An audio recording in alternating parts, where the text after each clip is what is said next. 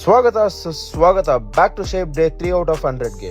ಬೆಳಗ್ಗೆ ಎದ್ದಿದ ತಕ್ಷಣ ಬೈಬಲ್ ಓದ್ಕೊಂಡೆ, ಎಂಟಿ ಸ್ಟಮಕಲ್ಲಿ ವೆಯ್ಟ್ ಚೆಕ್ ಮಾಡಿ ಅದನ್ನ ಪ್ರೋಗ್ರೆಸ್ ನ ಟ್ರ್ಯಾಕ್ ಮಾಡ್ಕೊಂಡು, ಇವತ್ತು ಭಾನುವಾರ ಚರ್ಚ್ಗೆ ಹೋಗಿ ಚರ್ಚ್ ಮುಗಿಸ್ಕೊಂಡು ಹಂಗೆ ದೇವರಿಗೊಂದು ನಮಸ್ಕಾರ ಹಾಕಿ ಬರ್ತಾ ಚಿಕನ್ ಇಸ್ಕೊಂಡು ಮನೆಗೆ ಬಂದು ನೋಡಿದ್ರೆ ಮಮ್ಮಿ ಬಿರಿಯಾನಿ ಮಾಡಿದ್ರು.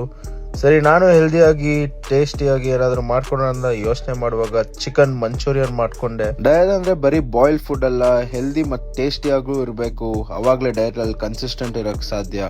ಊಟ ಮುಗಿಸ್ಕೊಂಡು ಟೆರೆಸ್ ಮೇಲೆ ಹಾಕಿ ಆಡಕ್ ಹೋದೆ. ಸ್ವಲ್ಪ ಹೊತ್ತು ಹಾಕಿ ಆಡಿ ಸಾಯಂಕಾಲಕ್ಕೆ 300 ಗ್ರಾಮ್ ಪಪ್ಪಾಯ ತಿಂದು ಕೆಳಗಡೆ ಬಂದು ನೋಡ್ದೆ ಜೋರ್ ಮಳೆ. ಊಟನ ಹೋಗಿ ಅಜ್ಜಿ ಮನೆಗೆ ಕೊಟ್ಟು ಬರ್ತಾ ಹಂಗೆ ಫ್ರೆಂಡ್ಸ್ ಜೊತೆ ಕಾಫಿ ಕುಡಿಯೋಣ ಅಂತ ಬಂದು ಕಾಫಿ ಕುಡ್ದು. ಇವತ್ತು ಭಾನುವಾರ ಎಲ್ಲರಿಗೂ ರಜೆ ಅಂತ ಎಲ್ಲರೂ ಸಿಕ್ಕಿದ್ರು. ಹಂಗೆ ನಾವು ಕ್ರಿಕೆಟ್ ಆಡಿದ್ವಿ ಮನೆ ಮುಂದೆ.